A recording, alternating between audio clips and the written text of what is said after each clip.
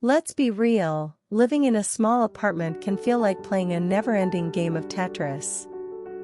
You want a dining room, an office, and a cozy lounge, but you've only got one room to make it happen. Welcome back to the channel. Today, we're breaking down the ultimate layout hacks for open-concept living. I'm showing you how to use multifunctional furniture to reclaim your square footage without sacrificing an ounce of style. The biggest mistake people make in open-concept studios? Pushing every piece of furniture against the walls. It actually makes the room look like a hollow box. Instead, use your furniture to create zones. A low-profile sofa acts as a soft wall between your living area and your kitchen. Want to take it further? Use a double-sided bookshelf. It gives you storage on both sides while letting light pass through, keeping the space airy but organized. Now, let's talk about the heavy hitters.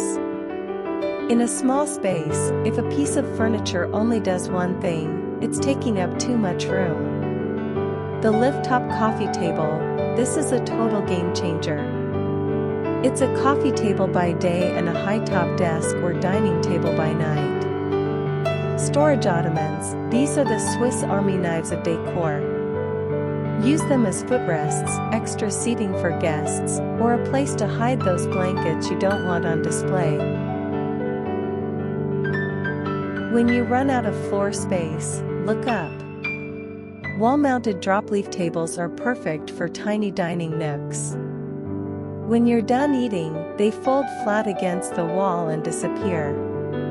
Also, keep an eye on scale. Choose furniture with legs.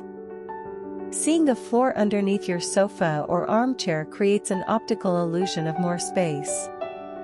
If it sits flat on the ground, it feels heavy and bulky. Transforming a small apartment isn't about having less stuff, it's about having the right stuff. By zoning your layout and choosing pieces that pull double duty, you can turn a cramped studio into a luxury suite.